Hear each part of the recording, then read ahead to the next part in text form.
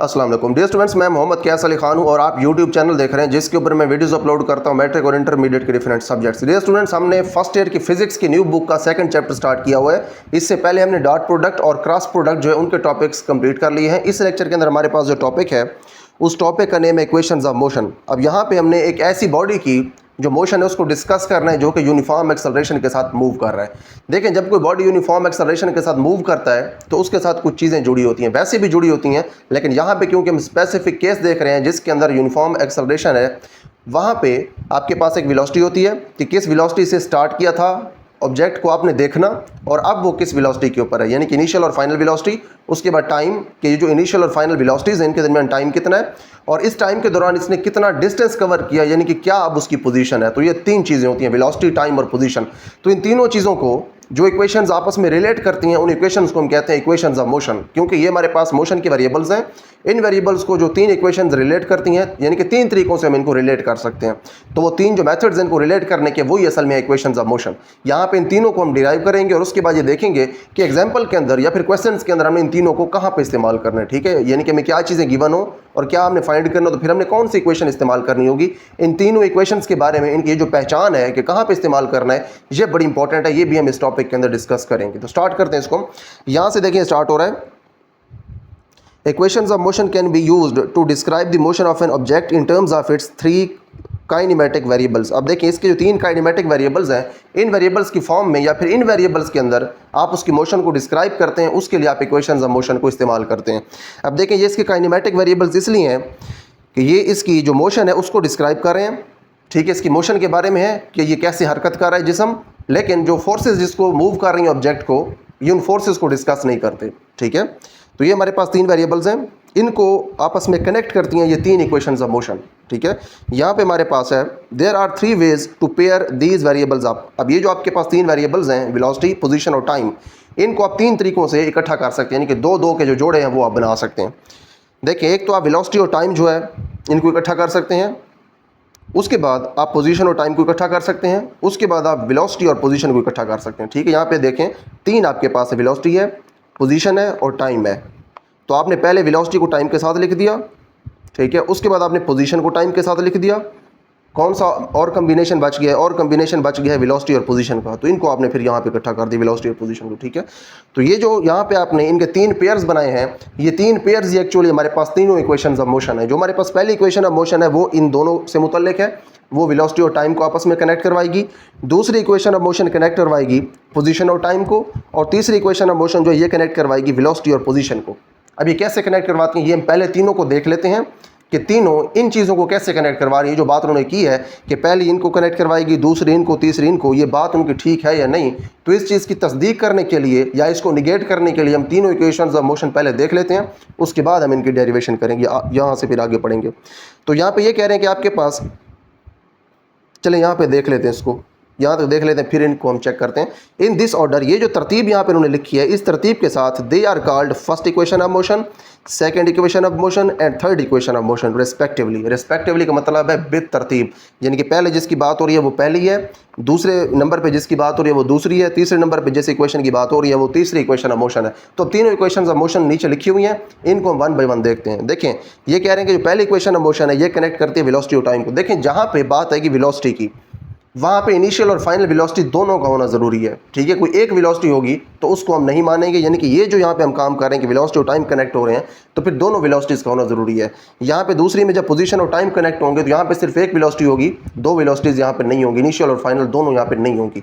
यहाँ पे बात हो रही है वेलोसिटी और पोजीशन की, यहाँ पे वेलोसिटी क्योंकि आ गई तो यहाँ पे दोनों वेलोसिटीज़ होंगी, इनिशियल और फाइनल दोनों। तो यहाँ पे हमने देखा कि यहाँ पे हमारे पास इनिशियल और फाइनल दोनों वेलोसिटीज़ होंगी, यहाँ भी इनिशियल फाइनल दोनों होंगी, और यहाँ पे जो बात हुई है पोजीशन की, तो पोजीशन का यहाँ पे मतलब होगा डिस्टेंस, कि उसने डिस्टेंस कितना कवर किया है। ठीक है, और यहाँ पे जो पोजीशन आ रही है इसका भी यही मतलब होगा कि डिस्टेंस उतने कितना उसने कवर किया। तो देखते हैं इनको वन बाई वन। पहली हमारे पास इक्वेशन जो वेलोसिटी और टाइम को कनेक्ट करती है तो वो यहाँ पे बिल्कुल नीचे लिखी हुई है। यहाँ पे अगर आप देखें तो ये आपके पास पहली इक्वेशन ऑफ मोशन है, ये कनेक्ट करती है वेलोसिटी और टाइम को। देखिए यहाँ पे एक्सेलरेशन भी तो है, आप सोच रहे होंगे कि एक्सेलरेशन को क्यों नहीं कनेक्ट कर रही। एक्सेलरेशन यहाँ पे यूनिफॉर्म है, कांस्टेंट एक्सेलरेशन, इसलिए एक्सेलरेशन को आप कंसीडर कर नहीं रहे, ठीक है, ये तब्दील होनी नहीं है। वेरिएबल्स यहाँ पे ये वेलोसिटी और टाइम, तो यहाँ पे आप देखें इनिशियल वेलोसिटी भी है, फाइनल भी, इसका मतलब है वेलोसिटी यहाँ पे मौजूद है और टाइम मौजूद है, तो वेलोसिटी और टाइम को ये कनेक्ट कर रही है पहली इक्वेशन ऑफ मोशन। उसके बाद आप देखें दूसरी इक्वेशन ऑफ मोशन, ये है जी आपके पास सेकेंड इक्वेशन ऑफ मोशन। ये देखें किसको कनेक्ट कर, ये आपके पास एक है एस, ठीक है, एस का मतलब डिस्टेंस उतने कितना कवर किया। यहाँ पे अभी हम ये देखेंगे जब इसके जो डेरिवेशन उससे पहले जो थ्योरी लिखी वो पढ़ेंगे, तो वहाँ पे ये कहा हुआ है कि जो ऑब्जेक्ट है ये मूव करेगा स्ट्रेट लाइन के अंदर। जब स्ट्रेट लाइन के अंदर ऑब्जेक्ट मूव कर रहा है, हमें पता है कि इसने इधर उधर जाना नहीं है, तो इस पॉइंट से जब आगे कोई डिस्टेंस कवर करेगा तो हमें उसकी पोजीशन मिल जाएगी, ठीक है। तो इसीलिए यहाँ पे जो एस है इसका मतलब है डिस्टेंस और इसका मतलब है पोजीशन। एक्सेलरेशन कांस्टेंट है, इसको वैसे नहीं लेना। वेलोसिटी सिर्फ आपके पास यहाँ पे इनिशियल है, फाइनल है नहीं, तो यहाँ पे अब जो वेलोसिटी है उसका भी रोल खत्म हो गया, तो यहाँ पे बच गया टाइम। तो यहाँ पे अगर आप देखें तो एस और टी ये यहाँ पे मेजर दो वेरिएबल्स हैं जो कि आपस में कनेक्ट हो रहे हैं, यानी कि पोजीशन और टाइम। तो यहाँ पे हमने ये देखा कि हमारे पास जो सेकंड इक्वेशन ऑफ मोशन है ये कनेक्ट करती है पोजीशन और टाइम को। ये जो आपको मैं बता रहा हूँ तीनों, ये एमसीक्यूज के लिए काफ़ी इंपॉर्टेंट है, आपने याद रखने हैं कि आपके पास जो पहली इक्वेशन ऑफ मोशन है ये कनेक्ट करती है वेलोसिटी और टाइम को, दूसरी आपके पास जो इक्वेशन ऑफ मोशन है ये कनेक्ट करती है पोजीशन और टाइम को, और उसके बाद हमारे पास जो तीसरी इक्वेशन ऑफ मोशन है ये अब देख लेते हैं कि ये किसको कनेक्ट करती है। यहाँ पे अगर आप देखें तो आपको वाज़े तौर पे पोजीशन नज़र आ रही है, एस डिस्टेंस नज़र आ रहा है, और उसके बाद आपको यहाँ पे दोनों वेलोसिटीज़ नज़र आ रही हैं, वी एफ भी है, वी आई भी, यानी कि यहाँ पे वेलोसिटी है। तो पोजीशन और वेलोसिटी को जो कनेक्ट करती है वो हमारे पास तीसरी इक्वेशन ऑफ मोशन है, ठीक है। उसके बाद यहाँ पे हमारे पास ये तो क्लियर हो गया कि तीनों हमारे पास जो इक्वेशन ऑफ मोशन है इनके बारे में जो बुक के अंदर बात की गई है कि पहली कनेक्ट करती है आपके पास जो वेलोसिटी और टाइम है उसको, और दूसरी जो कनेक्ट करती है वो कनेक्ट करती है पोजीशन और टाइम को, और तीसरी कनेक्ट करती है वेलोसिटी और पोजीशन को। तो ये बात है ठीक, ये तो हमने कर दिया अब साबित। अब इसके बाद आगे पढ़ते हैं। अब देखिए इसके बाद अब हम वो कंडीशन देख रहे हैं जिन कंडीशंस के तहत या फिर जिन कंडीशंस के ऊपर अमल करके हम ये तीनों इक्वेशंस ऑफ मोशन अप्लाई कर सकते हैं। These equations of motion can only be applied to those objects which are moving in a straight line. ये सिर्फ उन ऑब्जेक्ट्स के ऊपर हम मूव अप्लाई करवा सकते हैं जो कि स्ट्रेट लाइन के अंदर मूव कर रहे हैं विद कांस्टेंट एक्सेलरेशन, और उनकी जो एक्सेलरेशन है वो कांस्टेंट है। देखें कांस्टेंट एक्सेलरेशन होने का क्या मतलब है, देखिए एक्सेलरेशन जो है ये होती है वेलोसिटी में तब्दीली की शरह। जो वेलोसिटी है वो टाइम के इक्वल इंटरवल्स के अंदर अगर इक्वली चेंज हो रही है तो इसका मतलब ये कि उसकी एक्सेलरेशन जो है वो कांस्टेंट है, ठीक है। अच्छा उसके बाद यहाँ पे अब हमने डिराइव करना है अपनी फर्स्ट इक्वेशन ऑफ मोशन को, तो इसको अब स्टार्ट करते हैं। Here is our derivation of first equation of motion. अब देखें यहाँ पे हमारे पास जो तीनों इक्वेशंस ऑफ मोशन है इनको डिराइव करने के हमारे पास दो मेथड्स हैं, ठीक है। पहले हम इसको कैलकुलेशन जो है उसको इस्तेमाल करते हुए डिराइव करेंगे। कैलकुलेशन कैसे इस्तेमाल करेंगे, जो एक्सेलरेशन है उसकी इक्वेशन को इस्तेमाल करते हुए हम कैलकुलेट करेंगे हमारी फर्स्ट इक्वेशन ऑफ मोशन। उसके बाद दूसरा इसका जो मेथड है वो ग्राफिकल मेथड, उसके अंदर हम एक ग्राफ बनाएंगे वेलोसिटी टाइम ग्राफ, उस ग्राफ की हेल्प से हम इसको डिराइव करेंगे। तो दोनों काफ़ी आसान मेथड है। जैसे यहाँ पे हमने पहले इन तीनों के दरमियान जो डिफरेंस है वो क्लियर कर लिया कि तीनों क्यों किन चीज़ों को आपस में रिलेट करती हैं, तो इसी तरह से हम इनकी जो डेरिवेशन करेंगे इसकी डेरिवेशन के अंदर भी इन तीनों के दरमियान जो रिलेशन है या फिर इन तीनों के दरमियान जो डिफरेंस है या फिर इन तीनों की जो डेरिवेशन है उसमें जो फ़र्क है वो हम यहाँ पे वाज़े तौर पे क्लियर कर लेंगे ताकि हमें पता चल जाए कि हमने कौन सी इक्वेशन कैसे डिराइव करनी है। तो अब इसको हम स्टार्ट करते हैं पहली इक्वेशन को। यहाँ पे जी हमारे पास हमारी first equation of motion, derivation of first equation of motion, इसको हमने यहाँ से स्टार्ट करना है। Suppose a body is moving with uniform acceleration along a straight line. अब ये वही बात है जो कि पहले हमें बताई गई है कि तीनों जो हमारे पास इक्वेशंस ऑफ मोशन है इनके अंदर जो बॉडी होगा वो लाजमी तौर पे स्ट्रेट लाइन के अंदर मूव करेगा और उसके बाद उसकी एक्सेलरेशन यूनिफॉर्म होगी। तो वही बात यहाँ पे यूनिफॉर्म एक्सेलरेशन है, along a straight line move कर रहा है with an initial velocity v i, और इसकी जो इनिशियल वेलोसिटी है वो वी आई है। Let its velocity changes from initial velocity v i to a final velocity v f, और इसकी जो फाइनल वेलोसिटी है वो अब वी एफ बन गई है, ठीक है, इन टाइम इंटरवल टी, और टाइम इंटरवल टी के अंदर ये इसकी वेलोसिटी जो है चेंज हुई। अब देखें वेलोसिटी जब चेंज होगी वी आई से वी एफ तक तो कोई टाइम तो पास होना चाहिए ना, टाइम के बगैर तो वो चेंज नहीं हो सकती, टाइम के अंदर ही चेंज होगी। तो जो टाइम है जिसके अंदर वेलोसिटी चेंज हुई है वो टाइम टी है। Then the acceleration produced in the body during this time interval is given as, तो इस टाइम के दौरान उस जिस्म के अंदर जो एक्सेलरेशन प्रोड्यूस होगी वो एक्सेलरेशन ऐसे आप लिखते हैं, एक्सेलरेशन का फार्मूला जानते हैं, वो होती है v f minus v i over t, यानी कि final velocity minus initial velocity over time, कि कितने टाइम में ये वेलोसिटी में चेंज हुआ है वो। तो रीअरेंजिंग वी कैन राइट, तो इसको अगर आप रीअरेंज करें तो आप इसको कैसे लिख सकते हैं, टी जो है इसको आप इधर मल्टीप्लाई करवा दें, टी को अगर आप इधर मल्टीप्लाई करवा दें तो ए टी हो जाएगा, यहाँ पे सिर्फ वी एफ माइनस वी आई रह जाएगा, ए टी यहाँ पे आ जाएगा, उसके बाद जो वी आई यहाँ पे नेगेटिव है इसको आप इधर लेके जाएंगे तो ये जाएगा पॉजिटिव का वी आई। तो आपके पास जो वी एफ है वो बराबर आ गया v i plus a t के। तो अब यहाँ पे आप देखें, यहाँ पे आपने रिलेशन देख लिया वेलोसिटी और टाइम के दरमियान, ठीक है। यही बात हमने पीछे कही थी कि आपके पास जो पहले इक्वेशन ऑफ मोशन है वो आपको रिलेशन बताती है वेलोसिटी और टाइम के दरमियान। हमें कैसे पता चला कि हमने ये एक एक्सेलरेशन की इक्वेशन इस्तेमाल करनी है, हमें पता इस तरह से चला कि हमारे पास जो एक्सेलरेशन की इक्वेशन है इसके अंदर वेलोसिटी और टाइम ये दोनों आपस में रिलेट करते हैं, क्योंकि हमें पता था कि फर्स्ट इक्वेशन ऑफ मोशन ने वेलोसिटी और टाइम को रिलेट करना है, तो इसीलिए हमने यहाँ पे वेलोसिटी और टाइम जो है इन दोनों को इस्तेमाल किया है अपनी फर्स्ट इक्वेशन ऑफ मोशन के अंदर।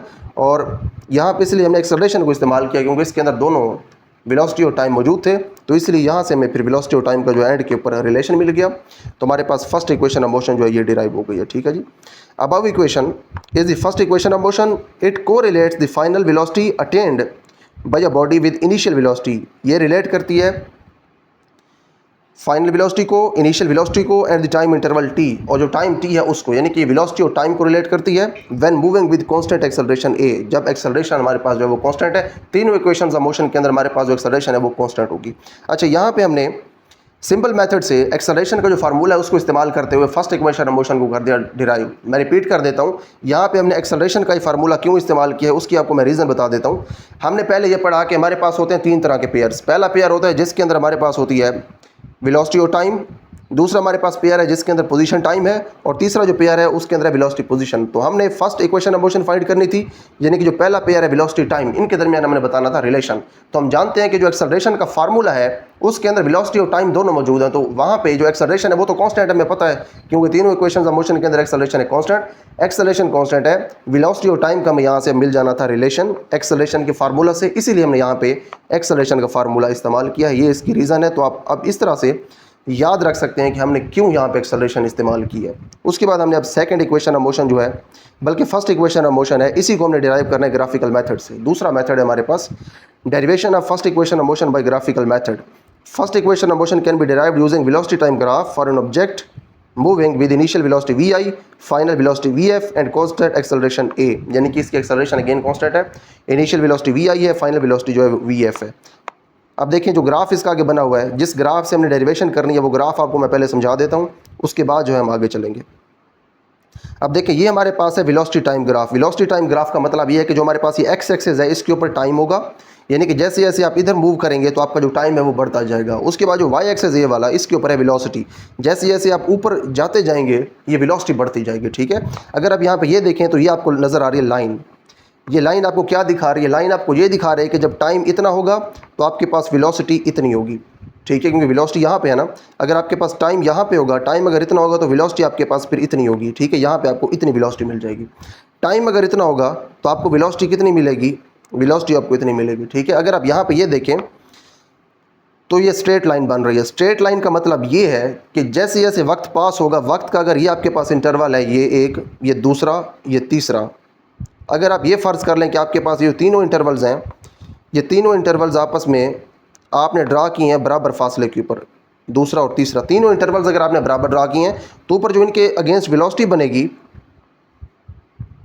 वो वेलोसिटी के जो इंटरवल्स होंगे वो भी बराबर होंगे, ठीक है। यहाँ पे अगर आप देखें तो आपके पास ये जो पहला इंटरवल है इसकी जितनी वेलोसिटी बनी है, दूसरा आपके इसकी जितनी ये नीचे वेलोसिटी बनी है, दूसरा जो इंटरवल है ये इसकी भी उतनी वेलोसिटी में चेंज आया है, तीसरा जो आपके पास इंटरवल है इसके अलॉन्ग भी वेलोसिटी में उतना ही चेंज आया है। तो जैसे जैसे आप आगे इंटरवल्स टाइम के बनाते जा रहे हैं आपके पास जो वेलोसिटी है उसके अंदर जो चेंजेस हैं वो बराबर बराबर आगे बढ़ते जा रहे हैं। तो इसीलिए क्योंकि इक्वल टाइम ऑफ इंटरवल्स के अंदर वेलोसिटी के अंदर चेंजेस बराबर हैं, तो इसीलिए आपके पास यहाँ पे एक्सेलरेशन है कांस्टेंट, ठीक है। स्ट्रेट लाइन है वेलोसिटी की, तो अब आपके पास एक्सेलरेशन कांस्टेंट है। स्ट्रेट लाइन का मतलब यह है कि वेलोसिटी यूनिफॉर्मली तब्दील हो रही है, ठीक है, वेलोसिटी कांस्टेंट नहीं है। वेलोसिटी कांस्टेंट उस वक्त होती अगर ये ऐसे हॉरिजॉन्टल लाइन होती, इसका मतलब ये होता कि इस टाइम के ऊपर भी वही वेलोसिटी, इस टाइम के ऊपर भी वही, इसके ऊपर भी वही, तो वेलोसिटी कांस्टेंट नहीं है। वेलोसिटी कांस्टेंट होती तो एक्सेलरेशन हो जाती है जीरो। अब वेलोसिटी जो है वो तब्दील हो रही है, इक्वल टाइम ऑफ इंटरवल्स के अंदर इक्वली तब्दील हो रही है, तो इसलिए आपकी एक्सेलरेशन यहाँ पे यूनिफॉर्म।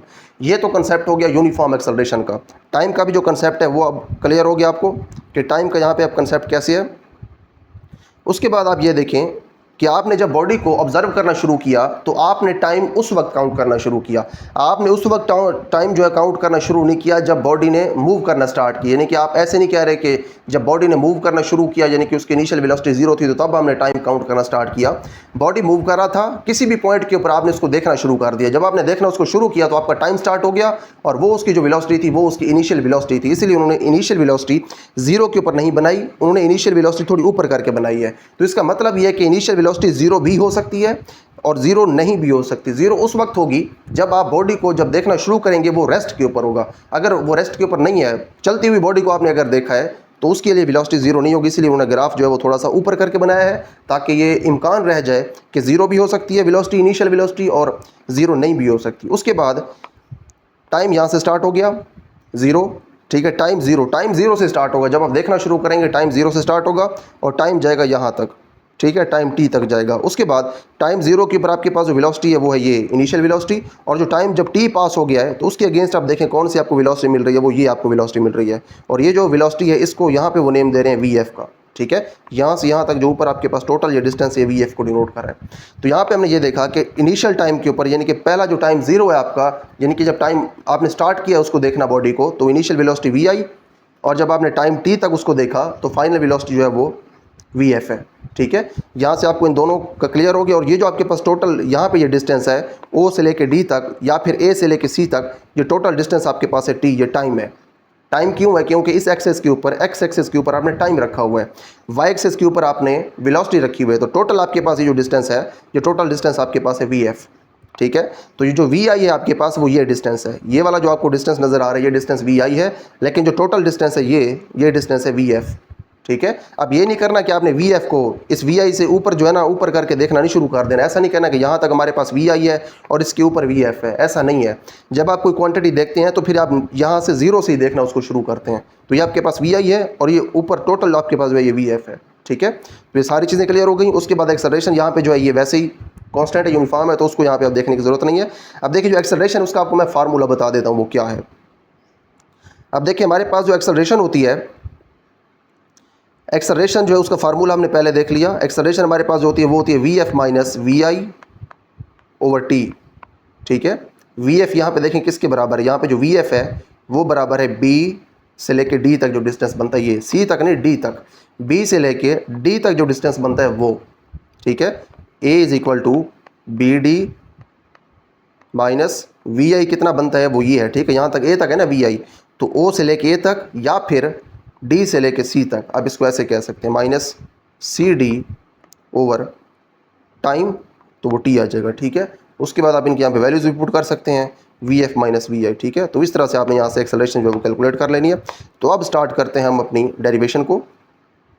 तो देखिए अब ग्राफ देखें क्लियर हो गया, तो इसीलिए ये जो डेरिवेशन होगी हमारे पास, ये डेरिवेशन करना जो है ये अब मज़ीद आसान हो जाएगा। तो अब इसको हम स्टार्ट करते हैं। First equation of motion can be derived using velocity time graph for an object moving with initial velocity vi, final velocity vf and constant acceleration a। अब यहाँ पे acceleration constant है, velocities उन्होंने बता दी। Let the velocity of a body at point A is vi, which changes to vf at point B in time interval t as shown in figure 2.5। अब देखें start में उसकी वेलोसिटी, इनिशियल वेलोसिटी vi है, point A के ऊपर हमने देख लिया, और पॉइंट बी के ऊपर उसकी फाइनल वेलोसिटी ये भी हमने देख लिया, और जो टाइम पास हुआ है टोटल वो टाइम इंटरवल t है, ये भी हमने देख लिया, ठीक है। यहाँ पे अगर आप दोबारा देखें तो यहाँ पे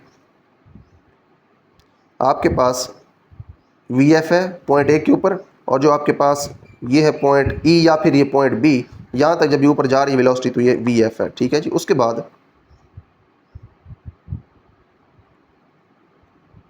नेक्स्ट है आपके पास a perpendicular BD is drawn from point B to x axis and another perpendicular BE from B on y axis. अब देखें जो पॉइंट B है उससे आपने दो परपेंडिकुलर ड्रा किए हैं। एक परपेंडिकुलर आपने ड्रा किया x एक्सिस के ऊपर, एक आपने ड्रा किया y एक्सिस के ऊपर। x वाला जो परपेंडिकुलर है वो ये है BD, और y वाला जो परपेंडिकुलर है वो ये है BE। देखिए अभी वो ग्राफ को एक्सप्लेन कर रहे हैं। यहाँ पे अगर आप देखें तो B से आपने जो x एक्सिस के ऊपर परपेंडिकुलर ड्रा किया वो ये है BD, और y एक्सिस के ऊपर आपने जो B से परपेंडिकुलर ड्रा किया है वो है BE। अब ये परपेंडिकुलर क्यों है? क्योंकि इनका जो एंगल बनता है वो 90 का बनता है। इसका एंगल y एक्सिस का 90 का इसलिए y के ऊपर परपेंडिकुलर है, और इसका एंगल x एक्सिस के साथ 90 का है इसलिए x के ऊपर परपेंडिकुलर है। तो आपने दो परपेंडिकुलर ड्रा कर दिए। उसके बाद आपने ये जो अब दोनों परपेंडिकुलर ड्रा की हैं सच दैट ये इस तरह के परपेंडिकुलर हैं कि नीचे जो यहाँ पे इक्वेशंस लिखी हुई हैं इनको सेटिस्फाई करें। पहले देखें कौन सी इक्वेशन है, इसको देखते हैं। पहले हमारे पास लिखा हुआ है कि जो हमारे पास ओ ए है, ये जो ओ ए है ये बराबर है वी आई के, जो कि हमारे पास initial velocity of the body है। ठीक है, क्लियरली ओ ए जो है हमारे पास वो क्लियरली यहाँ पे वी आई के बराबर है, इनिशियल वेलोसिटी है। उसके बाद देखें फाइनल वेलोसिटी क्या है, फाइनल वेलोसिटी है b d, b d is equal to v f, final velocity of the body. Clearly b जो है यहाँ से लेके यहाँ तक डी तक जो डिस्टेंस है ये क्लियरली हमारे पास फाइनल वेलोसिटी हम पहले भी देख चुके हैं। उसके बाद हमारे पास from the graph it can be observed that, आपके पास ऊपर जो ग्राफ है इससे अब आप क्या देख सकते हैं, ग्राफ से आप ये देख सकते हैं कि अगर आप ये टोटल आपके पास जो बी डी है ये अगर आप लेना चाहें तो ये किसके बराबर है। देखिए ये टोटल डिस्टेंस आपके पास बी डी है, ये असल में दो छोटे डिस्टेंसेस का सम है, मजमू है उनका। कौन से हैं दो छोटे डिस्टेंसेस, एक आपके पास है ये वाला बी से लेकर सी तक और दूसरा आपके पास है सी से लेकर डी तक, यानी कि b c plus c d ये बराबर है टोटल बी डी के। ठीक है, इसलिए आपने यहाँ पे लिख दिया b d is equal to b c plus c d. उसके बाद आपके पास ये जो सी डी है ये देखें किसके बराबर है, जो सी डी है ये बराबर है ओ ए के। ठीक है, तो सी डी की जगह आपने यहाँ पे ओ ए लिख दिया, बी सी को आपने यहाँ पे वैसे रहने दिया। ठीक है, अब देखें बी सी को आपने यहाँ पे वैसे इसलिए रहने दिया क्योंकि इसको आगे आपने इस्तेमाल करना है। ठीक है, आगे आपने इसको कैसे इस्तेमाल करना है, आपने आगे इसको इस तरह से इस्तेमाल करना है कि इसकी आपने वैल्यू यहाँ पे पुट करनी है, तो इसलिए इसको हमने यहाँ पे रहने दिया है। अच्छा, उसके बाद यहाँ पे आपने ओ ए की वैल्यू पुट कर दी, ओ ए आपने इसलिए लिखा यहाँ पे क्योंकि इसकी आपने ये वैल्यू पुट करनी थी, वी आई वो आपने यहाँ पे पुट कर दी, और जो बी डी है आपके पास ये टोटल बी डी इसका वैल्यू जानते हैं ये वी एफ है, तो आपने यहाँ पे इसकी जगह वी एफ पुट कर दिया। ठीक है, इसको आप नेम दें इक्वेशन नंबर 2.12 ने नेम दिया, आप इसको नेम दे सकते हैं इक्वेशन नंबर 1 का जब आप खुद इसकी डेरिवेशन करेंगे। ठीक है, उसके बाद आगे हमारे पास है the value of B C in above equation can be determined by taking the slope of line A B which is equal to acceleration a. जो आपके पास लाइन ए बी है इसकी जो स्लोप है ये अगर आप फाइंड कर लें तो फिर आप जो बी सी की वैल्यू है इस इक्वेशन में वो आप फाइंड कर सकते हैं। ठीक है, अब देखें इसकी स्लोप कैसे आप फाइंड करेंगे। स्लोप जो है वो फाइंड आप इस तरह से करते हैं कि आपके पास जो इनके वाई कोऑर्डिनेट्स होते हैं उनके दरमियान जो डिफरेंस होता है वो डिवाइडेड बाय जो एक्स कोऑर्डिनेट्स होते हैं उनके दरमियान जो डिफरेंस होता है वो, तो इसके जो वाई कोऑर्डिनेट्स हैं वो कौन से हैं, वो ये हैं। ठीक है, जो लाइन है आपके पास इसके वाई कोऑर्डिनेट्स कौन कौन से हैं पहले ये देख लें, एक ये इसका वाई कोऑर्डिनेट है, एक ये इसका वाई कोऑर्डिनेट है। वाई कोऑर्डिनेट्स में कौन सा डिस्टेंस बनता है, वो ये बनता है बी सी। ठीक है, और एक्स कोऑर्डिनेट्स कौन कौन से हैं इसके, एक्स कोऑर्डिनेट एक ये है और दूसरा एक्स कोऑर्डिनेट इस लाइन का है ये, तो इन दोनों के दरमियान देखें कौन सा डिस्टेंस बनता है जो कि उन्होंने यहाँ पे लिया है, वो उन्होंने लिया है ए सी, यानी कि ए से लेके सी तक।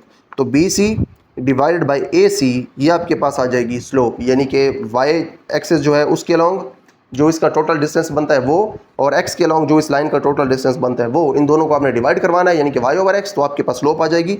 यहाँ पे देखिए अब स्लोप किसके बराबर है, स्लोप बराबर है एक्सेलरेशन के। ठीक है, अब देखें स्लोप क्यों एक्सेलरेशन है, हमें ये पहले देख लिया था कि स्लोप जो है ये आपको असल में change in velocity over time बता रही है। ये असल में देखें ये जो हमने यहाँ पे देखा है बी सी, ये बी सी असल में है क्या, ये असल में दोनों वेलोसिटीज़ का डिफरेंस है। टोटल आपके पास जो वेलोसिटी है वो वी एफ है, ये वेलोसिटी वी आई है, वी एफ में से आप जब ये नीचे वाली वी आई निकाल देंगे तो सिर्फ ये बचेगी, यानी कि वेलोसिटीज़ का सिंपली डिफरेंस है। और उसके बाद ये क्या है, ये टाइम है। ठीक है, तो ये वेलोसिटीज़ का डिफरेंस ओवर टाइम है, तो ये एक्सेलरेशन है।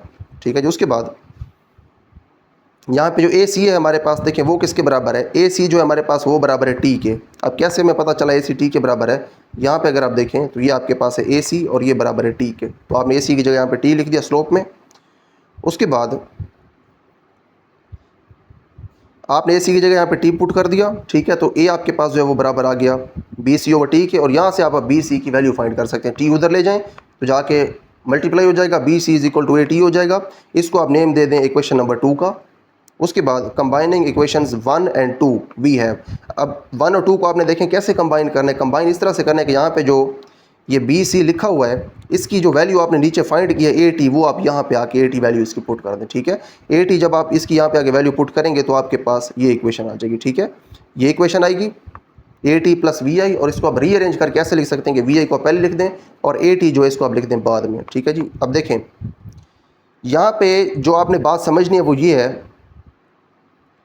कि सबसे पहले आपने स्टार्ट इसका ऐसे लेना है कि आपने ये काम करना है सबसे पहले। ठीक है, यहाँ से जो बी डी है उसको आपने लिखना है कि ये बी सी और उसके बाद सी डी का सम है। उसके बाद आपने यहाँ पे बी सी की सिर्फ वैल्यू पुट नहीं करनी, आपने यहाँ पे वैल्यू पुट करनी है बी डी की और ओ ए की। ठीक है, बी डी की वैल्यू क्लियरली आपको पता है क्या है, बी डी की वैल्यू आपके पास है वी एफ और उसके बाद जो ओ ए आपने सी डी को कह दिया है, इस सी डी को आपने जो ओ ए कह दिया इसकी वैल्यू आपको पता है वी आई, वो आपने यहाँ पे पुट कर देंगे। ठीक है, जो बी सी है उसकी आपने वैल्यू पुट नहीं करनी। आपको पता है कि जो बी और सी है वो यहाँ पे है, और ये आप कैसे फाइंड कर सकते हैं, स्लोप फाइंड करके। आपको पता है स्लोप के अंदर आप देखते हैं कि जो स्लोप है वो एक्सेलरेशन के बराबर है, और एक्सेलरेशन जो है वो बराबर है बी सी डिवाइडेड बाई ए सी के। ठीक है, तो आप इस तरह से इनको इस्तेमाल करके स्लोप फाइंड करेंगे, और जब स्लोप आप फाइंड करेंगे इस तरह से, तो उसके बाद आपके पास जो बी सी है उसकी वैल्यू आ जाएगी, और बी सी की वैल्यू फिर आपने यहाँ पे पुट कर देनी है, तो आपके पास जो फर्स्ट इक्वेशन ऑफ मोशन है वो डिराइव हो जाएगी। ठीक है जी, तो यहाँ पे आपके पास जो फर्स्ट इक्वेशन ऑफ मोशन है वो डिराइव हो गई। अब उसके बाद हम डिराइव करते हैं अपनी सेकेंड इक्वेशन ऑफ मोशन। अब देखिए सेकंड इक्वेशन ऑफ मोशन है, इसके अंदर क्या चीज़ें आपस में रिलेट करती हैं पहले हम वो देख लेते हैं। यहाँ पे अगर ऊपर देखें तो आपके पास जो सेकंड इक्वेशन ऑफ मोशन है इसमें रिलेट करती हैं पोजीशन और टाइम। तो हमने यहाँ पे पोजीशन और टाइम को आपस में रिलेट करवाना होगा। अच्छा, ये derivation of second equation of motion, इसको स्टार्ट करते हैं। Suppose a body is moving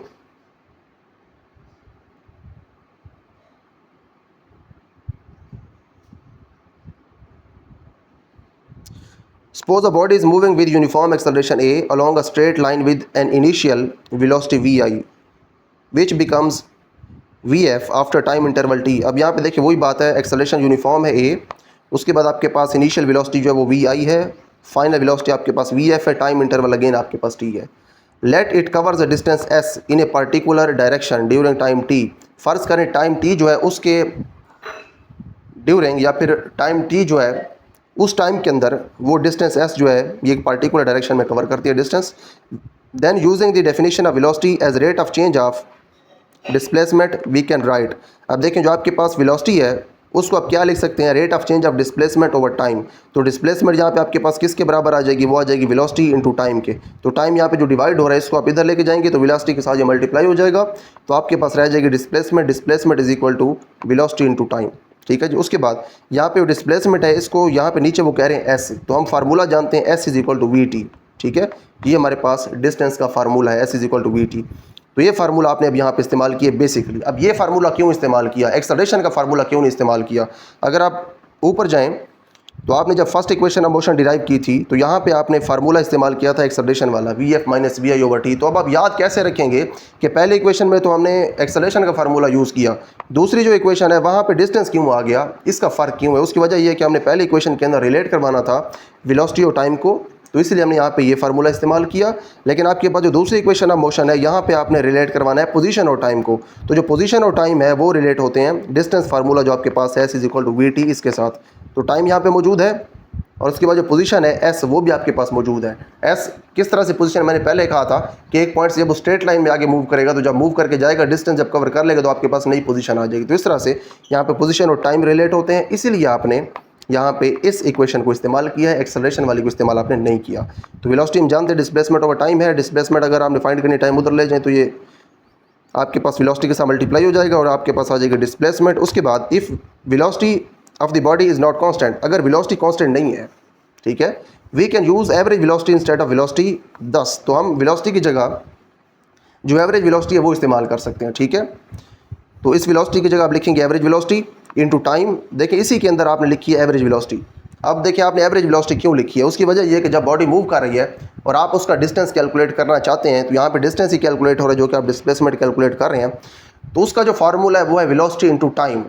लेकिन आपकी वेलोसिटी तो चेंज हो रही है, आपने जब उसको देखना शुरू किया तो उसकी वेलोसिटी वी आई थी, आपने जब उसको देखना बंद किया यानी कि टाइम आपका खत्म हुआ तो उसकी वेलोसिटी वी एफ थी, दरमियान में भी उसकी वेलोसिटी जो है वो यूनिफॉर्मली चेंज होती रही।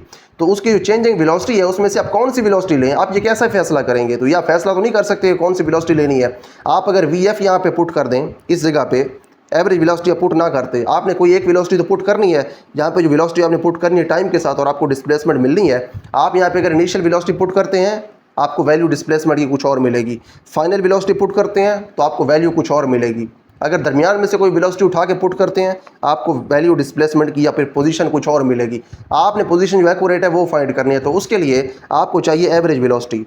एवरेज वेलोसिटी का मतलब ये है कि final velocity plus initial velocity divided by 2, यानी कि पहली और आखिरी वेलोसिटी को आपने 2 पे डिवाइड करना है, तो जो उसकी एवरेज वेलोसिटी है पूरे इंटरवल के दौरान वो आपको मिल जाएगी। आपने यहाँ पे अब वो पुट करनी है। ठीक है, यहाँ पे हम पुट करें एवरेज वेलोसिटी की जगह हम जानते हैं final velocity plus initial velocity वो 2 होती है एवरेज वेलोसिटी।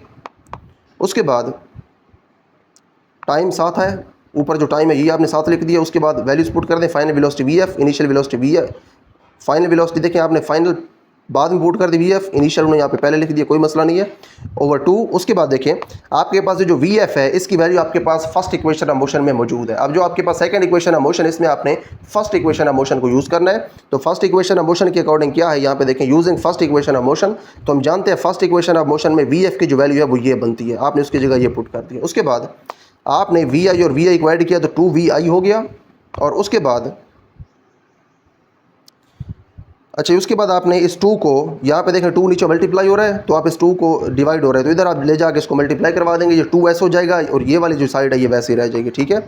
उसके बाद यहाँ पे देखें ये जो आपके पास T है, एक ये T है और एक T इधर पड़ा हुआ है, तो ये दोनों T मल्टीप्लाई होकर T स्क्वायर हो जाएंगे, इसलिए नीचे आ गया T स्क्वायर।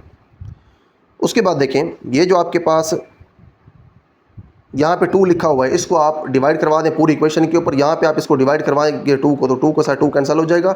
जब इधर 2 को आप डिवाइड करवाएंगे तो यहाँ पे ये 1/2 बन के आ जाएगा इसके साथ। तो आपके पास ये इक्वेशन आ गई, ये आपके पास this is the second equation of motion. तो ये आपके पास सेकंड इक्वेशन ऑफ मोशन है। यहाँ पे आप क्लियरली देख सकते हैं कि ये रिलेट कर रही है पोजिशन को और टाइम को, ठीक है।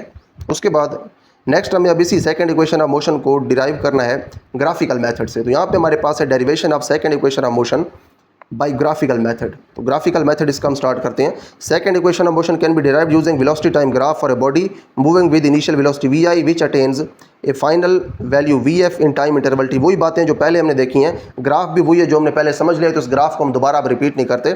यानी कि आपका जो वेलोसिटी टाइम ग्राफ है उसके अंदर इनिशियल वेलोसिटी वी आई है, फाइनल वेलोसिटी वी एफ है, टाइम टी है, while moving with constant acceleration A it covers a displacement S in time T. वही बात है, एक्सेलरेशन अगेन कांस्टेंट है, तो ये डिस्टेंस जो आप कवर कर रही है वो डिस्टेंस एस है, ठीक है। अब देखिए हमने फाइंड करना है डिस्टेंस एस। ये जो आपके पास दूसरी और तीसरी इक्वेशन है इसके अंदर आपने डिस्टेंस फाइंड करना है जो कि इस फिगर का टोटल डिस्टेंस बनता है, ठीक है। बल्कि एरिया, आपने एरिया फाइंड करना है डिस्टेंस के लिए। एरिया जो टोटल डिस्टेंस बॉडी कवर करेगा वो असल में एरिया होगा जो कि इस ग्राफ के नीचे है, ठीक है। जो दूसरी इक्वेशन ऑफ मोशन है इसके अंदर भी आपने ये एरिया टोटल फाइंड करना है। जो तीसरी इक्वेशन ऑफ मोशन होगी उसके अंदर भी आपने यही एरिया फाइंड करना होगा, लेकिन इस एरिया को फाइंड करने के जो दोनों फार्मूलाज हैं वो दोनों के अंदर मुख्तलिफ हैं, दोनों के अंदर एरिया फाइंड करने का तरीका मुख्तलिफ है, तो आपके पास जवाब आएगा मुख्तलिफ, ठीक है जी। तो यहाँ पे आप देख सकते हैं it can be seen from the graph that distance travel by the body is s is equal to v t. जो टोटल आपके पास डिस्टेंस है जो बॉडी ट्रेवल करती है वो है s is equal to v t. हमने पहले ये फार्मूला देख लिया कि जो टोटल डिस्टेंस है वो होता है वेलोसिटी इनटू टाइम, क्योंकि वेलोसिटी बराबर होती है डिस्टेंस ओवर टाइम या फिर डिस्प्लेसमेंट ओवर टाइम। तो डिस्प्लेसमेंट फाइंड करनी है तो टी को उधर ले जाएंगे तो s is equal to v t हो जाता है, ठीक है। हमारे पास एस इज इक्वल टू है वी टी के, तो एस ग्राफ जो है इससे हमें कैसे पता चलेगा कि ये क्या है। Area of the figure O A B D, ये ओ ए बी डी अब क्या है इसको ज़रा आप देख लें। ओ ए बी डी इसका मतलब है जो कि इस ग्राफ के नीचे एरिया है ये वाला एरिया जो है ये असल में डिस्टेंस है, ठीक है। तो हमने यहाँ पे अब एक पॉइंट और देख लिया एमसीक्यूज़ के लिए कि जो आपके पास वेलोसिटी टाइम ग्राफ होता है उस ग्राफ के नीचे जो एरिया होता है वो असल में बॉडी का टोटल डिस्टेंस होता है, ठीक है। उसके बाद कैलकुलेट करें जिसका आप एरिया। अब देखिए आप इसका एरिया कैसे कैलकुलेट कर सकते हैं। यहाँ पे अगर आप देखें तो आपके पास ये बन रही है रेक्टेंगल, एक रेक्टेंगल है मुस्ततील है और एक आपके पास ये ट्रायंगल है। तो इन दोनों का एरिया आप अगर कैलकुलेट करें और ऐड कर दें तो आपके पास टोटल एरिया आ जाएगा। तो यहाँ पे देखें जो टोटल एरिया आपके पास वो है area of the rectangle plus area of the triangle. Rectangle कौन सी है ओ ए सी डी और ट्रायंगल कौन सी है A B C, A B ऊपर है और ये सी है, ठीक है। इन दोनों के जो एरियाज़ हैं वो आपने ऐड करने हैं। तो रेक्टेंगल का एरिया हम जानते हैं, सिंपल सी बात है, उसके अंदर आप उसकी एक साइड को मल्टीप्लाई करवा देते हैं दूसरी साइड के साथ, तो जो ओ ए इसकी एक साइड इसको हम ओ डी के साथ मल्टीप्लाई करवा देंगे तो हमारे पास जो रेक्टेंगल है उसका एरिया आ जाएगा। ट्रायंगल का जो एरिया है हम जानते हैं, जो ट्रायंगल है उसका एरिया हमारे पास होता है 1/2 ए सी इंटू बी सी। अब देखिए ए सी क्या है, ए सी और बी सी जो है एक हाइट है और एक उसकी बेस है। यहाँ पे अगर आप देखें तो आपके पास ये ट्रायंगल है राइट ट्रायंगल। जो राइट ट्रायंगल है इसका आप एरिया बड़ा सिंपल मेथड से कैलकुलेट कर सकते हैं। एक आपके पास बेस और दूसरी आपके पास हाइट। बेस जो है वो क्या होगी, यहाँ पे बेस आप यहाँ पे किसी एक को कह सकते हैं, ये आपके पास फॉर एग्जांपल बेस है तो बेस आपके पास है ए सी ये लिख दें और हाइट आपके पास क्या है वो है बी सी, तो बी सी आप यहाँ पे लिख दें, साथ आप लिख दें 1/2। 1/2 जो है वो यहाँ पे फार्मूला कैसे है वो यहाँ पे आना है। तो आपने यहाँ पे देखे दोनों के जो एरियाज़ हैं रेक्टेंगल का एरिया और ट्रायंगल का एरिया, दोनों के एरियाज़ आपने ऐड कर दिए तो आपके पास जो टोटल डिस्टेंस है वो आ गया। उसके बाद आगे इनको मज़ीद सॉल्व करने के लिए इनकी जो वैल्यूज़ बनती हैं वो यहाँ पे पुट कर दें।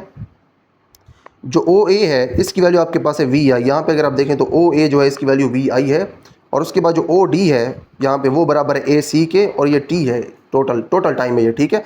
अगर आप यहाँ पे देखें तो ये टोटल टाइम है जो कि आपको एक्स एक्सेस के ऊपर मिलता है टोटल टाइम, तो ए सी की जगह टी आ जाएगा। तो इनकी जो वैल्यूज़ हैं वो आपने अब यहाँ पे पुट करनी है। तो ओ डी जो है ये भी टाइम है और ए सी जो है ये भी टाइम है। ये दोनों यहाँ पे हमने अलग इसलिए लिखे हैं, ओ डी बराबर है ओ सी के बराबर टाइम, क्योंकि दोनों आपस में बराबर है और इस इक्वेशन में दोनों आ रहे हैं, ओ डी भी आ रहा है ए सी भी आ रहा है, तो इन दोनों जगह पे आपने टी पुट करना है। तो अब इनकी वैल्यूज़ हम पुट करते हैं। अब देखें जी, S इज इक्वल टू है ओ ए की आप वैल्यू पुट कर दें वी आई, ओ डी की वैल्यू पुट कर दें टी, 1/2 आप वैसे लिख दें प्लस, और उसके बाद 1/2 ए सी की जगह आप टी पुट कर दें, और जो बी सी है इसको आप वैसे रहने दें। Here B C is equal to a t from graphical representation of first equation of motion. जो हमारे पास फर्स्ट इक्वेशन ऑफ मोशन है उसमें हमने देखा था कि जो हमारे पास बी सी है वो बराबर है ए टी के। ए टी के बराबर कैसे थी, यहाँ पे हमने ये देखा था, ये जो आपने यहाँ पे कैलकुलेशन की थी फर्स्ट इक्वेशन ऑफ मोशन के अंदर, ये आपने ये वाली कैलकुलेशन यहाँ से लेके यहाँ तक ये आपने वहाँ पे लिखनी है, ठीक है। जो हमने फर्स्ट इक्वेशन ऑफ मोशन में ये कैलकुलेशन देखी थी कि जो बी सी है वो ए टी के बराबर क्यों है, वो कैलकुलेशन यहाँ से लेके यहाँ तक थी, ठीक है। पेपर के अंदर अगर आ गई सेकंड इक्वेशन ऑफ मोशन तो फिर आपने इसको डायरेक्ट ये नहीं लिख देना कि बी सी ए टी के बराबर है, आपने ये कैलकुलेशन करके दिखानी है। फिर आपने कहना है बी सी जो है वो ए टी के बराबर है, तो आपने उसके बाद बी सी की जगह जो है वो ए टी यहाँ पर लिख देना है, ठीक है। आपने यहाँ पे देखें बी सी की जगह ए टी पुट कर दिया, और उसके बाद आगे इसको आपने मज़ीद सिंप्लीफाई कर दिया, तो आपके पास टी और टी आपस में मल्टीप्लाई हो जाएंगे, तो ए टी स्क्वायर हो जाएगा। ये वी आई टी यहाँ पे वैसे ही रह जाएगा, s is equal to v i t plus 1/2 a t square. अब देखिए आपको पता कैसे चला कि आपने यहाँ पे डिस्टेंस ही इस्तेमाल करना है, डिस्टेंस का फार्मूला जो है वही आपने इस्तेमाल करना है, ये वाला। तो उसके लिए देखें, अच्छा यहाँ पर आप एक चीज़ और नोट करें कि ये जो आपके पास फार्मूला है ये आपने यहाँ पर इस्तेमाल नहीं किया, ठीक है। यहाँ पर आपने डिस्टेंस फाइंड करने के लिए एरिया का जो कंसेप्ट है वो इस्तेमाल किया। आपने ट्रायंगल और रेक्टेंगल दोनों के एरियाज को ऐड कर दिया है, ये यहाँ पे इजाफे लिखा हुआ है, ठीक है। इसको यहाँ पे इस्तेमाल नहीं किया, इस फार्मूला को हमने ऊपर इस्तेमाल किया है जब हमने वैसे कैलकुलेशन करके ये second equation of motion derive किया, ठीक है जी। तो यहाँ पे देखिए हमारे पास जो सेकंड इक्वेशन ऑफ मोशन ये डिराइव हो गई है। अब यहाँ पे अब ये देखेंगे ये किन किन चीज़ों को आपस में कनेक्ट कर रही है। ये कनेक्ट कर रही है पोजीशन को और टाइम को, ठीक है। पोजीशन और टाइम को कनेक्ट कर रही है, तो हमारे पास second equation of motion derive हो गई है। उसके बाद नेक्स्ट है हमारे पास थर्ड इक्वेशन ऑफ मोशन, इसको हमने अब डिराइव करना है। तो इसको डिराइव करने के लिए हमने सेम वही फार्मूला अप्लाई करना है डिस्टेंस वाला जो कि हमने सेकंड इक्वेशन ऑफ मोशन को डिराइव करने के लिए इस्तेमाल किया था। तो स्टार्ट करते हैं इसको। Consider a body moving along a straight line with an initial velocity v i which attains a final velocity v f in time t. Again वही बात है, let the displacement of the body be s during the time interval. उस time के दौरान इसकी displacement जो है वो एस है। तो हम जानते हैं कि जो एस होता है वो बराबर होता है वी टी के, लेकिन जो वेलोसिटी है ये हमें पता नहीं है कि हमने कौन सी पुट करनी है, क्योंकि वेलोसिटी तो चेंज हो रही है, इनिशियल कुछ और है, फाइनल कुछ और है, दरमियान में कुछ और है। तो इसका हल हम ये निकालते हैं कि हम यहाँ पे वेलोसिटी पुट करते हैं एवरेज वेलोसिटी, और हम जानते हैं जो एवरेज वेलोसिटी है वो होती है initial velocity plus final velocity over 2। यही काम जो हम सेकेंड इक्वेशन ऑफ मोशन में कर चुके हैं वही हमने यहाँ पे किया, ठीक है। यहाँ तक सेम टू सेम वही है जो आपने सेकेंड इक्वेशन ऑफ मोशन में किया था, सेम टू सेम वही है। उसके बाद आपने यहाँ पे पुट कर दिया v i, final velocity v f है, टाइम की जगह आपने टी पुट कर दिया, और उसके बाद 2 आप इधर ले गए, तो ये हो गया 2s is equal to v i plus v f into t. अगर आप देखें सेकंड इक्वेशन ऑफ मोशन की डेरिवेशन, ये इक्वेशन आपको वहाँ पे मिली थी, इससे आगे जो है डेरिवेशन में फ़र्क था, ठीक है। ये इक्वेशन जब आपको मिली थी वहाँ पे एस की इक्वेशन, तो वो किस तरह की थी, वहाँ पे आपने किया क्या था पहले ये देखें। यहाँ पे देखें, यहाँ पे आपको सेम टू सेम वही एस की इक्वेशन मिली है जो आपको यहाँ पे थर्ड इक्वेशन में मिली है। काम आपने सेम वही किया था, आपने यही फार्मूला अप्लाई किया था, बस वहाँ पे थर्ड इक्वेशन में हमने यहाँ से फार्मूला अप्लाई करना स्टार्ट किया, क्योंकि ये चीज़ें आप यहाँ पे पहले पढ़ चुके हैं। तो ये जो ऊपर आपने ये चीज़ें यहाँ पे देखी हैं, ये चीज़ें वहाँ पे अगर लिख दें तो इसमें बुराई कोई नहीं है, लिख दें तो अच्छी बात है। यहाँ से उन्होंने उसको स्टार्ट किया है, वैल्यूज़ पुट की हैं, टी पुट किया है, और यहाँ से जो डेरिवेशन है इन दोनों इक्वेशन की, सेकेंड और थर्ड की, यहाँ से दोनों की डेरिवेशन में फ़र्क है। अब जो सेकेंड इक्वेशन है उसके अंदर आपने वैल्यू पुट की है वी एफ की, पहली इक्वेशन ऑफ मोशन से। जो पहली इक्वेशन ऑफ मोशन है फर्स्ट इक्वेशन ऑफ मोशन, उससे आपको वी एफ की वैल्यू जो है वो ये मिलती है, बल्कि वी एफ बराबर इसी चीज़ के होते हैं फर्स्ट इक्वेशन ऑफ मोशन में। आपने यहाँ पे वैल्यू पुट कर दी, ठीक है। तो आपने आगे जब इसको सॉल्व किया तो आपके पास आपकी सेकेंड इक्वेशन ऑफ मोशन इस हालत में आपको मिल गई थी, ठीक है। आपने देखें पुट क्या चीज़ की थी और कहाँ पर पुट की थी, सिर्फ यही एक पॉइंट है जिसका फ़र्क है सेकंड और थर्ड में। इसको अगर आपने गौर से समझ लिया तो दोनों का जो डिफरेंस है वो क्लियर हो जाएगा। अब इक्वेशन दोनों में आपने एक इस्तेमाल की, यहाँ पे आपने वैल्यू पुट कर दी वी एफ की। सेकंड इक्वेशन है तो यूँ समझें, जो पहले इक्वेशन आ रही है उसमें आप पहली चीज़ की वैल्यू पुट करें, जो इक्वेशन बाद में आ रही है तीसरी, उसमें आपने बाद वाली चीज़ की वैल्यू पुट करनी है, ठीक है। सेकंड क्योंकि पहले आता है तो उसमें आपने वी एफ की वैल्यू पुट की, थर्ड क्योंकि बाद में आते हैं तो उसके अंदर आपने इसकी वैल्यू पुट करनी है, आपने टी की वैल्यू पुट करनी है जो कि यहाँ पे बाद में लिखा हुआ है, ठीक है। इस तरह से आप अपनी एक निशानी बना के इसको याद रख सकते हैं, ठीक है। दोबारा बता दें तो आपने निशानी कैसे बनानी है। सेकंड इक्वेशन है, पहले आ रही है तो जो पहली चीज़ है वी एफ, इसकी आपने यहाँ पे वैल्यू पुट कर दी। थर्ड इक्वेशन जब आप फाइंड करेंगे तो उसके अंदर क्योंकि थर्ड बाद में आता है तो फिर वहाँ पे आप वी एफ नहीं पुट करेंगे, वहाँ पे आप टी की वैल्यू जो है पहली इक्वेशन से निकाल के पुट करेंगे।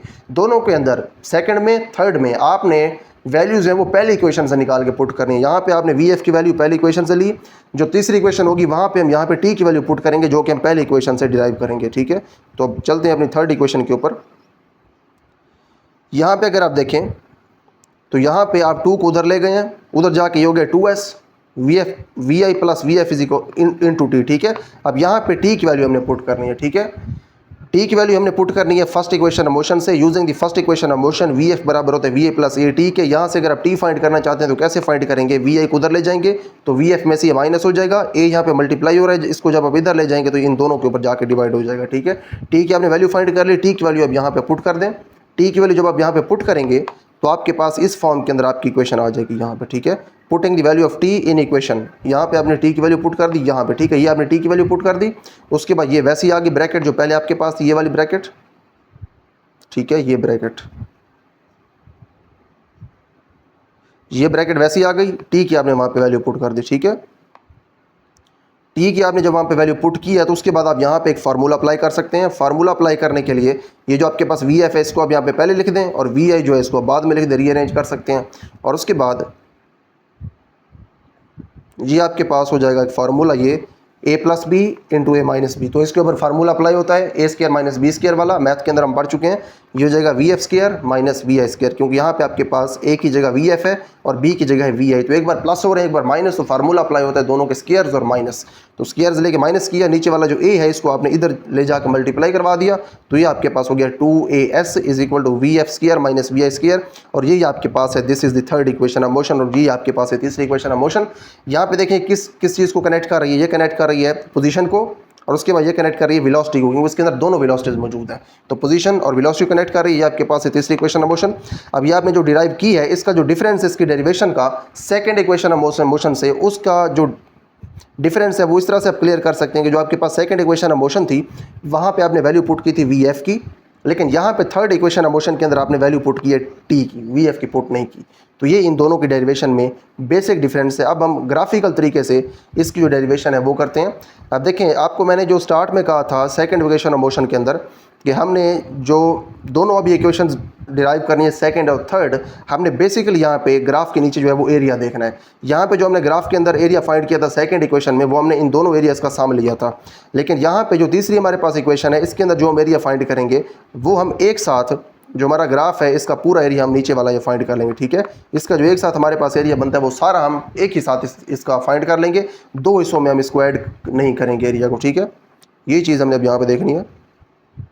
Derivation of the third equation of motion by graphical method. In the speed time graph shown in the figure, the total distance as traveled by a body is given by the area OABD under the graph. जो area होता है graph के नीचे हम जानते हैं कि वो टोटल डिस्टेंस होता है, such that s is equal to 1/2 into sum of parallel sides into height. अब देखें ये आपके पास जो फार्मूला लिखा हुआ है एरिया का, ये असल में एक ट्रेपज्यूम होती है आपके पास डायग्राम, या फिर ट्रेपजॉइड होती है ट्रेपज्यूम। उस ट्रेपज्यूम का जो एरिया फाइंड करते हैं वो आप इस मेथड से फाइंड करते हैं। जो पैरेलल साइड्स होती हैं उनका सम इनटू हाइट। अब देखें कौन सी पैरेलल साइड्स हैं यहाँ पे, अगर आप देखें तो यहाँ पे अगर आप देखें तो इसकी ये दो साइड्स में ये पैरेलल बनती हैं। एक इसकी साइड है आपके पास ये वाली, ठीक है, एक ये साइड है इसकी और एक ये बड़ी साइड है। ये दोनों साइड्स आपस में पैरेलल हैं। पैरेलल इसलिए है क्योंकि ये एक साथ हैं, बिल्कुल आमने सामने हैं। आमने सामने वाली जो साइड्स हैं वो उनको आपने ऐड कर देना है, ठीक है। और उसके बाद जो इसकी हाइट है वो आपने जो है वो लिख देनी है, ठीक है। ये चीज़ हमें अब यहाँ पे करनी है। देखें अब जो इसकी पैरेलल साइड है वो कौन सी है, दोनों इसकी पैरेलल साइड्स देखें कौन सी हैं। पैरेलल साइड्स इसकी ये हैं OA और BD, जी आपने यहाँ पे लिख दिया इन दोनों को, ठीक है। यहाँ पे देखें, ठीक है, OA और BD ऐड कर दिया, इनको पैरेलल साइड्स को ऐड कर दिया। उसके बाद इसकी हाइट कितनी है वो OD है। आपको कैसे पता चला इसकी हाइट OD है, यहाँ से, ठीक है। यहाँ से अगर आप देखें तो इसकी जो हाइट है वो बनती है OD, ठीक है। अच्छा, जो उसके बाद अच्छा इसकी जो हाइट है, आप कह रहे होंगे कि हाइट जो है वो तो ऊपर से नीचे होनी चाहिए, ये इसकी जो हाइट है ये ऐसे क्यों है। ये हॉरिजॉन्टल की वजह तो वर्टिकल होनी चाहिए। ये जो डायग्राम है इसको आप वर्टिकली भी बना सकते हैं, ऐसे भी आप इस डायग्राम को बना सकते हैं, ऐसे ऐसे और ऐसे। यही डायग्राम है हमारे पास ग्राफ वाली, इसको मैंने ऐसे करके बना दिया है। यहाँ पे अगर आप देखें तो ये आपके पास दोनों पैरेलल साइड्स हैं। ये आपके पास जो साइड है वो ओ ए है और ये साइड आपके पास है बी डी, और ये आपके पास अब हाइट बन गई है ओ डी। ठीक है, तो ये हाइट है। जो दूसरी साइड होती है पैरेलल साइड्स के अलावा जो सीधी साइड होती है उसको आप हाइट ही कहते हैं। तो यहाँ पे ये तीनों चीज़ें आपने पुट की तो आपके पास ये टोटल एरिया आ गया। फार्मूला रिपीट कर देता हूँ। जो ट्रेपज्यूम होती है, जो इस तरह का आपके पास जो ग्राफ है, ये अब बन रहा है एक ट्रेपज्यूम। तो इस ट्रेपज्यूम का आपने जो एरिया फाइंड करना होता है उसका फार्मूला होता है आपके पास 1/2 into sum of these two parallel sides into height और ये जो दो पैरेलल साइड्स इनका सम। ठीक है, ये होता है आपके पास इसका एरिया। तो हमने एरिया फाइंड कर लिया। Area is equal to 1/2 into sum of parallel sides into height. Parallel sides आप यहाँ पे लिख लें ओ ए और बी डी हैं और हाइट यहाँ पे ओ डी है, ये हमने पहले देख लिया। उसके बाद जिनकी वैल्यूज पुट हो सकती हैं वैल्यूज पुट कर दें। यहाँ पे इन तीनों की वैल्यूज पुट हो सकती हैं। जो ओ ए है इसकी वैल्यू यहाँ पे देखें क्या है, वैल्यूज हम यहाँ पे देख लेते हैं। जो ओ ए है आपके पास वो आपके पास है वी आई, और जो बी डी है वो क्लियरली वी एफ है, और जो हमारे पास ओ डी है वो क्लियरली टाइम है। ठीक है, टी है। तो इन तीनों की अब यहाँ पे वैल्यूज पुट कर रहे हैं। यहाँ पे आपने लिखा ओ ए आपके पास है वी आई के बराबर, और जो बी डी है वो यहाँ पे क्लियरली वी एफ है वो लिख दिया। उसके बाद जो ओ डी है वो यहाँ पे क्लियरली टी के बराबर है। तो इन तीनों की आपने यहाँ पे वैल्यूज पुट कर दी। तो यहाँ पे अगर वैल्यू पुट करें इसकी, ओ ए की जगह आप लिख दें वी आई वो लिख दिया आपने, बी डी की जगह आप लिख दें वी एफ वो लिख दिया, और जो ओ डी है उसकी जगह आप लिख दें T. The above equation becomes, इस तरह से इक्वेशन आपकी बन जाती है। उसके बाद from the first equation of motion, जो आपके पास पहली इक्वेशन ऑफ मोशन है वहाँ से आपने टी की वैल्यू लेनी है। ठीक है जी, टी की वैल्यू आपने वहाँ से ले ली फर्स्ट इक्वेशन ऑफ मोशन से। अब देखिए यहाँ पे आपने क्या किया था, जब आपने इसकी कैलकुलेशन करके second third equation of motion derive की थी, यहाँ पे आपने पहली इक्वेशन ऑफ मोशन ली थी, वहाँ से आपने टी की वैल्यू फाइंड करके यहाँ पे पुट की थी। यही आपने काम आगे भी करना है। टी की यही वैल्यू जो आपने यहाँ पे पुट की थी, इसी तरह से आपने टी की वैल्यू निकाल के वहाँ पे पुट करनी है तीसरी इक्वेशन ऑफ मोशन में। यहाँ पे देखें, अगर आप टी की वैल्यू देखें तो आपके पास ये बनती है from first equation of motion. देखें पहली इक्वेशन ऑफ मोशन आप यहाँ पे लिखेंगे जो है आपके पास जो बनती है, उससे फिर आप टी की वैल्यू निकाल के दिखाएंगे। ठीक है, टी की वैल्यू जब आप वहाँ से निकालेंगे तो आपके पास ये बनेगी। ये कैसे निकालनी है पहले आपको मैंने बताया है। तो यहाँ पे टी की वैल्यू जब आप पुट करेंगे तो आपके पास इस फॉर्म के अंदर इक्वेशन आ जाएगी। अगेन यहाँ पे दोबारा फार्मूला अप्लाई होगा। तो उसके लिए जो आपके पास वी एफ है उसको आप पहले लिख दें, और जो वी आई है इसको बाद में लिख दें। तो लिख दें इधर we f minus v i, और नीचे इसके ए बी है तो आप इसको ए नीचे आने दें। उसके बाद यहाँ पे आप फार्मूला अप्लाई कर सकते हैं, a plus b, a minus b है तो a square minus b square, ये आपके पास है 2as is equal to v f square minus v i square. ठीक है जी, तो ये आपके पास अब आपकी थर्ड इक्वेशन ऑफ मोशन जो है वो डिराइव हो गई है। अब देखिए ये आपके पास अब तीनों इक्वेशन ऑफ मोशन जो है वो डिराइव हो गई हैं। उसके बाद इन तीनों इक्वेशन ऑफ मोशन के बारे में नीचे कुछ लिखा भी हुआ है, इसको भी देख लेते हैं हम। The equations of motion are useful. अब ये जो आपके पास तीनों इक्वेशंस ऑफ मोशन है ये बड़ी यूज़फुल है, बड़ी मुफीद है। किस चीज़ के अंदर, वो यहाँ पे बताया हुआ है। The equations of motion are useful in solving the problems relating to linear motion with uniform acceleration। अब देखें ये जो आपके पास इक्वेशंस है ये आपने किन प्रॉब्लम्स के अंदर इस्तेमाल करनी है, उन प्रॉब्लम्स के अंदर इस्तेमाल करनी है जब लीनियर मोशन होती है। लीनियर मोशन का मतलब ये कि बॉडी जो है वो रोटेट नहीं करता, सीधा जाता है, लीनियर मोशन होती है विद यूनिफॉर्म एक्सेलरेशन, और इसकी जो एक्सेलरेशन है वो यूनिफॉर्म होती है बॉडी की। तो उस केस के अंदर आप इस्तेमाल कर सकते हैं। When an object moves along a straight line, जब ऑब्जेक्ट जो है स्ट्रेट लाइन सीधी लाइन के अलॉन्ग मूव करता है। ठीक है, तो उन्होंने हमें कंडीशंस बता दी कि किन कंडीशंस के अंदर हम ये तीन इक्वेशंस ऑफ मोशन इस्तेमाल कर सकते हैं।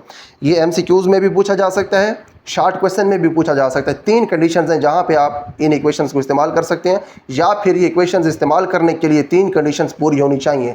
वो कौन कौन सी कंडीशंस हैं यहाँ पे लिखा हुआ है। लीनियर मोशन होनी चाहिए, विद यूनिफॉर्म एक्सेलरेशन होनी चाहिए, और उसके बाद जो ऑब्जेक्ट है ये मूव करना चाहिए स्ट्रेट लाइन के अंदर। तीन आपके पास ये कंडीशंस हैं, तीनों आपने याद रखनी है।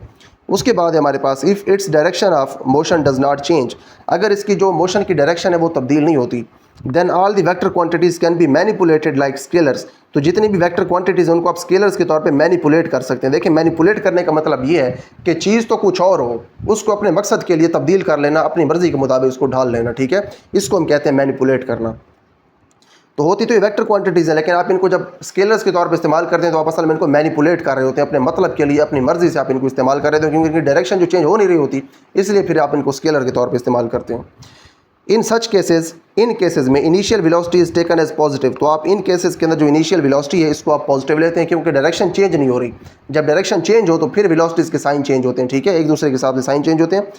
A negative sign is assigned to quantities where direction is opposite to that of initial velocity। वो जो आपके पास क्वांटिटीज़ होंगी जिनकी डायरेक्शन इनिशियल वेलोसिटी जो है उससे उलट होगी, उन क्वांटिटीज़ को आप साइन देंगे नेगेटिव। आपने यहाँ पे ये देखा कि आपकी जो इनिशियल वेलोसिटी होगी उसको आप पॉजिटिव कहेंगे, और वो क्वांटिटीज़ जिनकी डायरेक्शन इनिशियल वेलोसिटी के अपोजिट होगी उनको फिर आप नेगेटिव साइन देंगे, ठीक है।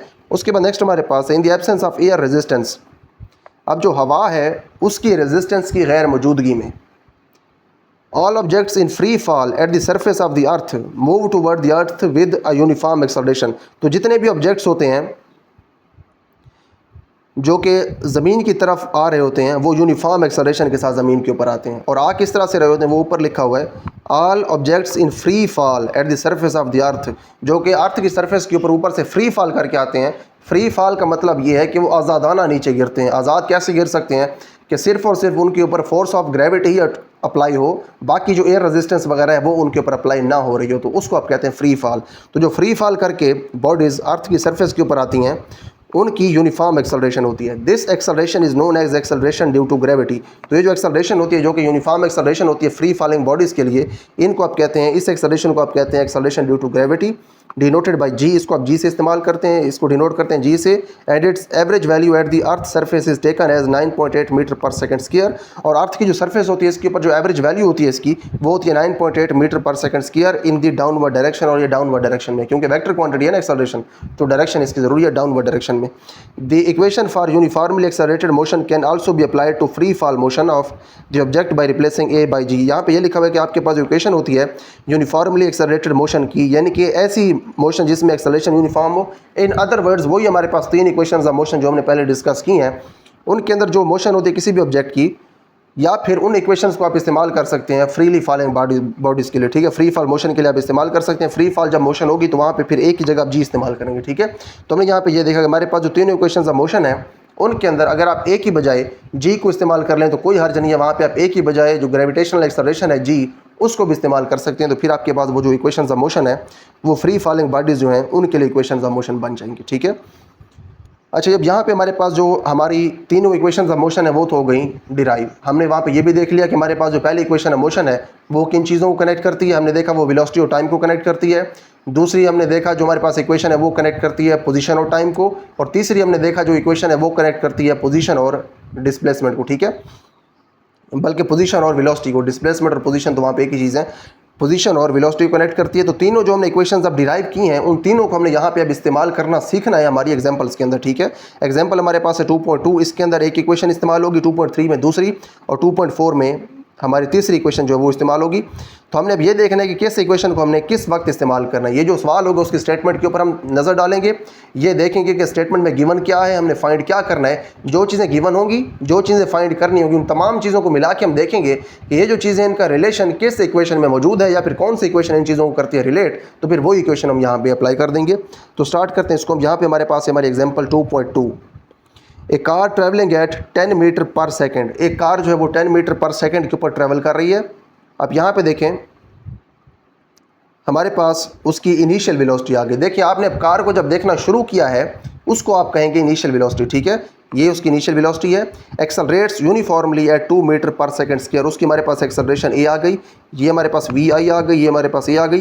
Calculates its velocity after 5 second, आपने 5 सेकंड के बाद उसकी वेलोसिटी बतानी है, यानी कि आपने उसकी फाइनल वेलोसिटी बतानी है। आप यहाँ पे देखें जो चीज़ें गिवन है पहले वो देख लें। इनिशियल वेलोसिटी हमें दे दी 10, एक्सेलरेशन दे दी 2, टाइम हमें दे दिया 5, और हमने अब फाइनल वेलोसिटी जो है वो फाइंड करनी है।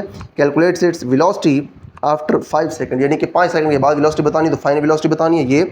अब देखें कौन कौन सी चीज़ें यहाँ पे आ गई हैं। एक आपके पास इनिशियल वेलोसिटी, एक आपके पास है फाइनल वेलोसिटी, यानी कि वेलोसिटी आ गई।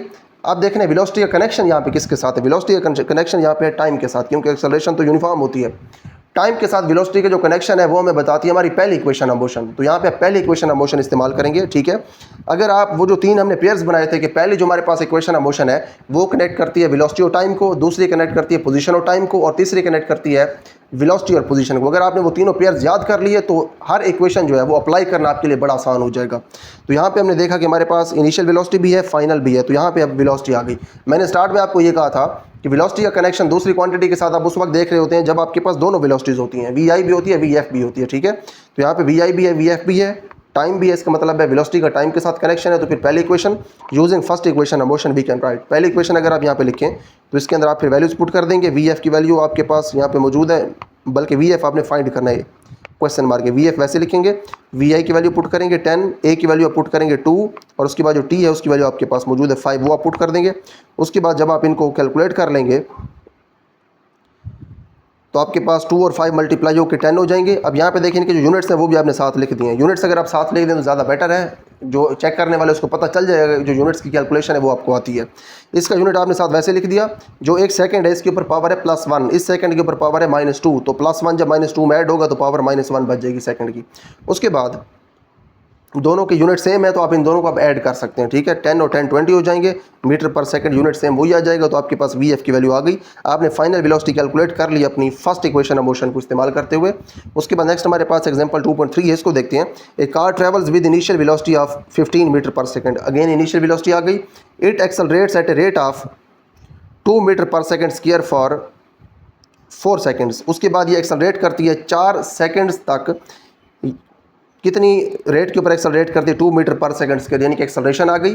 उसके बाद find the displacement of the car, अब आपने कार की डिस्प्लेसमेंट बतानी है, ठीक है। तो यहाँ पे देखिए हमारे पास वी आई आ गया 15 मीटर पर सेकंड, उसके बाद हमारे पास ए आ गया जो कि 2 मीटर पर सेकंड है, दे दिया उन्होंने मेरे सवाल में। इनिशियल वेलोसिटी 15 है वो हमने यहाँ पे लिख दी, टाइम हमें बता दिया 4 है। अब डिस्प्लेसमेंट हमने फाइंड करनी है, एस हमने फाइंड करना है। अब आप ये देखें कि आपके पास जो डिस्प्लेसमेंट है वो आपको किस किस इक्वेशन से मिलती है। डिस्प्लेसमेंट आपको मिलती है दूसरी इक्वेशन से और तीसरी इक्वेशन से। जो आपके पास दूसरी इक्वेशन है उसके अंदर आप वी एफ इस्तेमाल नहीं करते, लेकिन आपके पास जो तीसरी इक्वेशन है अगर आप उसको यहाँ से देखें तो जो आपके पास तीसरी इक्वेशन है वो कनेक्ट करती है डिस्प्लेसमेंट को और वेलोसिटी को।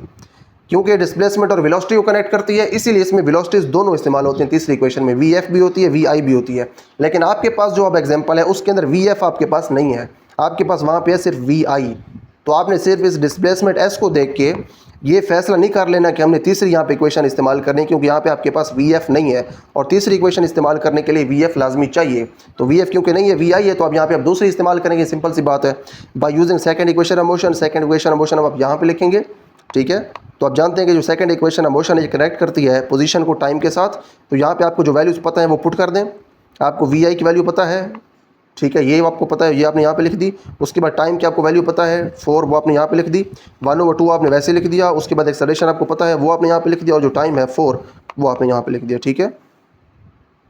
एक्सेलरेशन आपने यहाँ पे 2 पुट कर दी, जो टाइम है उसका स्क्वायर, टाइम का क्योंकि स्क्वायर है तो जो 16 है वो आ जाएगा, 4 का स्क्वायर आ जाएगा 16। और जो ये स्क्वायर लिखा हुआ है इन दोनों के ऊपर स्क्वायर नहीं है, ये सिर्फ एस के ऊपर स्क्वायर है, ठीक है। ब्रैकेट यहाँ पे लगानी है तो आप इस 2 के बाहर लगाएंगे ताकि पता चले कि 16 का तो आपने 4 का तो स्क्वायर लेकर 16 बना दिया है, एस के ऊपर फिर स्क्वायर है, ठीक है। उसके बाद आप इसको जब सॉल्व करेंगे 15 और 4 को जब आप आपस में मल्टीप्लाई करवाएंगे तो आपके पास आएगा 60।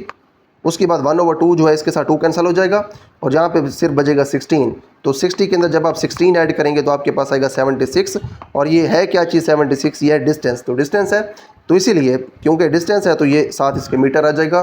तो यहाँ पे देखिए हमारे पास डिस्टेंस कैलकुलेट हो गया। यहाँ पे हमने ये देखा कि हमारे पास यहाँ पे सेकंड इक्वेशन ऑफ मोशन इस्तेमाल हुई है, थर्ड हमने इसीलिए इस्तेमाल नहीं की क्योंकि थर्ड के अंदर इनिशियल फाइनल दोनों वेलोसिटीज़ होती हैं, लेकिन यहाँ पे हमारे पास फाइनल वेलोसिटी नहीं थी तो हमने यहाँ पे थर्ड इक्वेशन ऑफ मोशन इस्तेमाल नहीं की।